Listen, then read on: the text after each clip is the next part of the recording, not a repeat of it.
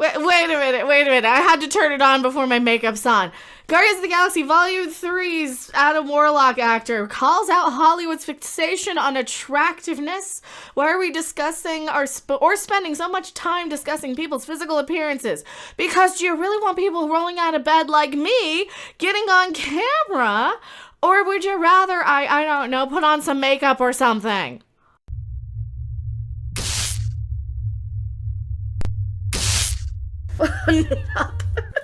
Yeah, screw it. I'm gonna leave myself unmade up for this one. I look fine, right? Rolling out of bed, just like this, whatever. What is wrong with his face? What kind of alien hybrid semi-species chimera do we have going for this person? Is this person part... am I going to be in trouble again? Because for full disclosure,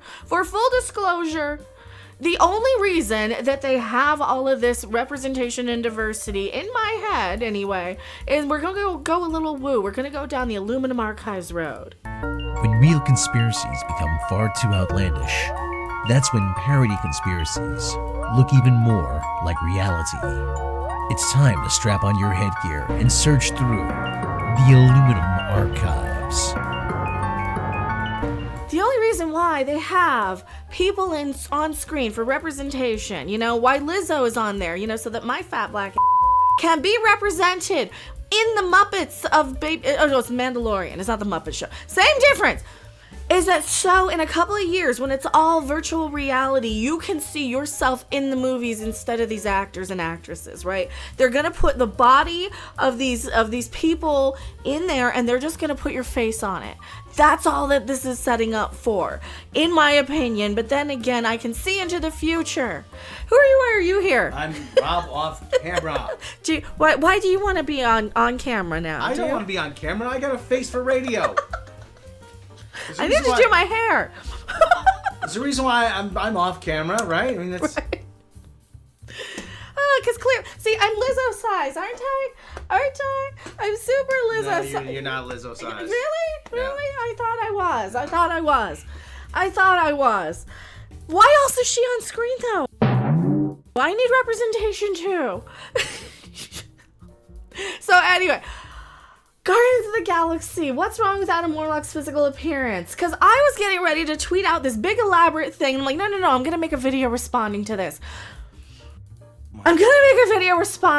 Because sometimes you want men and women and they, thems everywhere to want to bang the people on screen. What's the biggest thing? Scarlett Johansson, she's pretty and attractive. Why? Because men want to have... Don't say that. Bleep that. They want to be with her. They want to get close and make goo-goo eyes at her and all the things. Yes. Same thing with actors on screen, I'm told. I'm more of a rock star sort of person. Then again, these type of people, I don't know. You're supposed to want to be with the people in these movies. You're supposed to want to fantasize. You're supposed to want to pretend that they're sweeping you. Even this. Now, I know enough about Adam Warlock to know that he came off of the pinball table where he was fighting Thanos. They changed that whole thing now, so they're not fighting over Lady Death. It's not a love story triangle thingy anymore. Do you remember Jane Mansfield? I mean... but she was married to a bodybuilder named Mickey Hargitay, and Bob Hope introduced him as, hey, this is Jane Mansfield's husband. And then afterwards, her manager said don't tell anybody she's married. We want to keep that fantasy alive. So that's been a common thing in Hollywood. You want to imagine yourself with certain people. This is why you're my salacious crumb to my Jabba the Hutt. I can't do the Jabba voice. I don't know it very well. I always kind of thought of myself as a Muppet anyway, and I'm okay with that. So is that seeing myself on screen? I think this is a representation thing. I think this is so... You mean people can't see themselves as a gold-skinned alien? Oh, man, let me tell you. Well, look at Bella Ramsey. She's not pretty either. Guardians of the Galaxy Volume 3, Will Poulter discussed Hollywood's unhealthy obsession with the way people look and how attractive they are. Well, the first big thing is they're going to focus more on body type because these teeny tiny people like Natalie Portman and Daisy Ridley and all these people, they are the ones that film better and photograph better because the camera is two-dimensional. So you're not going to see a three-dimensional thing. You're not going to have like perspective. You're not going to have a thing to compare it to.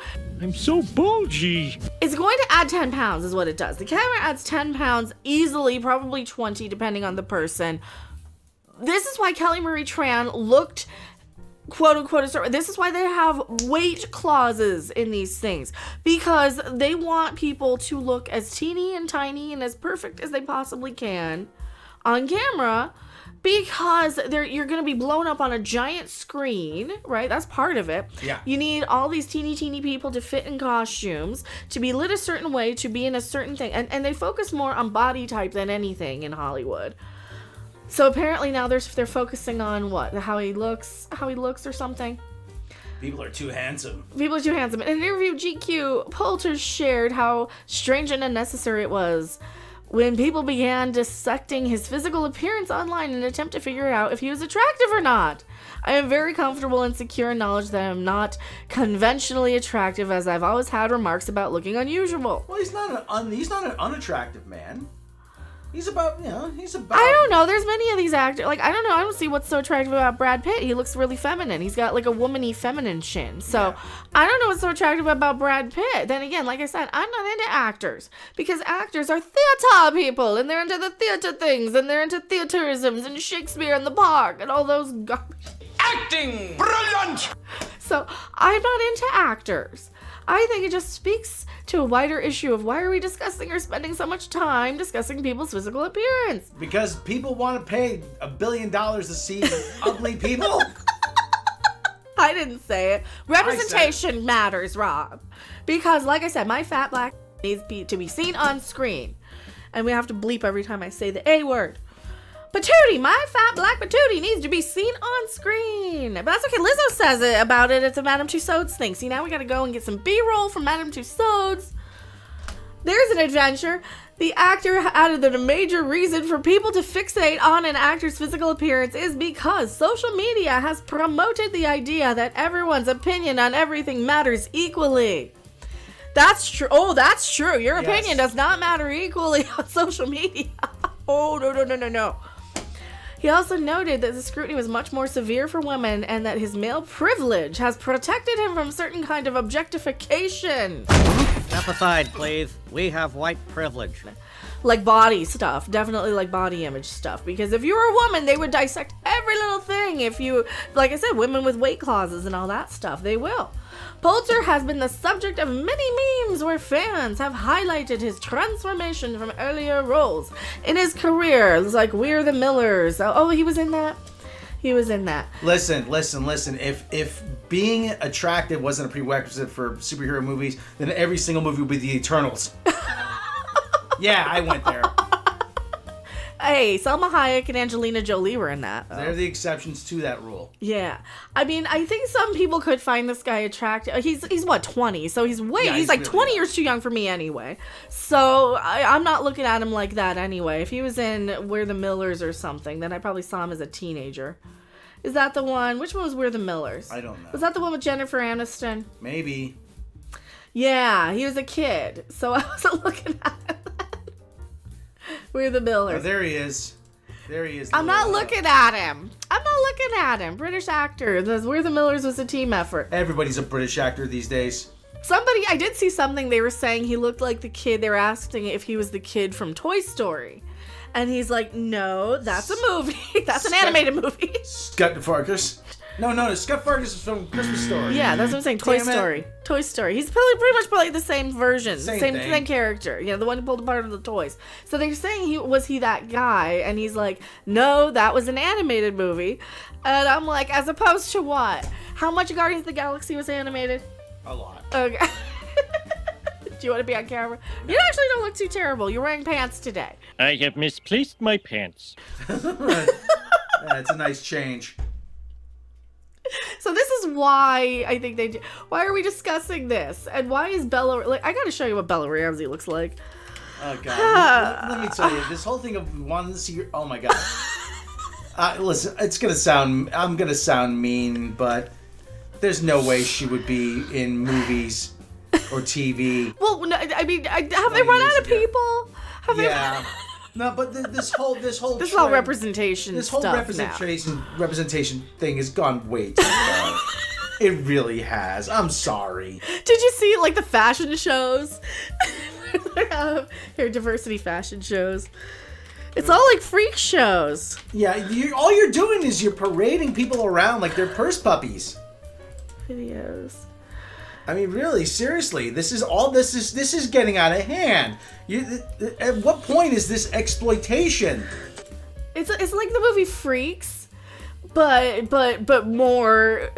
worse, right? Because the movie Freaks had conjoined twins, the Hilton sisters, right? Violet and Daisy Hilton. You can't say because that's not appropriate. They're conjoined, right? They were born attached. They made a video or a movie called Chained for Life, which I do have. And was that the black and white movie? Yeah. Oh yeah, I remember those. Yeah, girls. so they made a movie where it was basically exploitative of their life. In a way that we would find very, very exploitative now. So is that what we're kind of getting into with this representation and diversity sort of fashion show, wheeling down the red carpet here? Like Richard III. I mean, even that. Yeah, like Richard III. Revenge is death! Kibber! Yeah, I mean, This is like the Special Olympics. listen, I'm all for it being inclusive, but at some point, like I said, you're just exploiting everybody. I feel bad watching That this. this person's blind.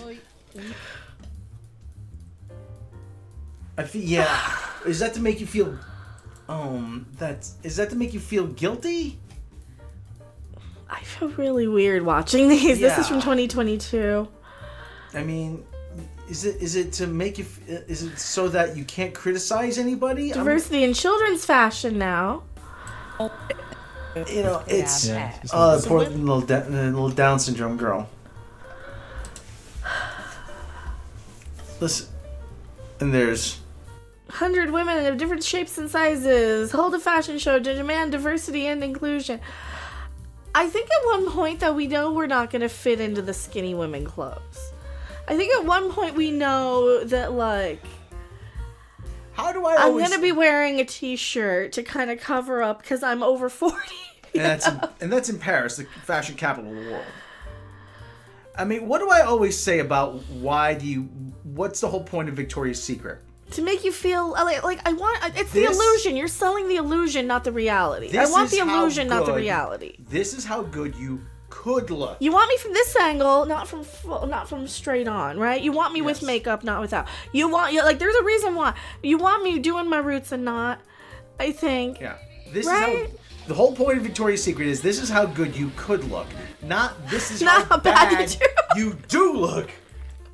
Because like we keep saying, maybe this is a way to shock us all into doing better a little bit. Because we've been eating more salads and doing walks, and I think that's what we're gonna do. And Remember, get like out and the whole President's Council on Physical Fitness? I mean, that was a thing.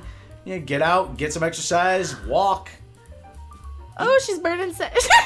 Oh my God, She's ready to drop. how did that happen? Uh-oh. Is that a baby cage? Oh no.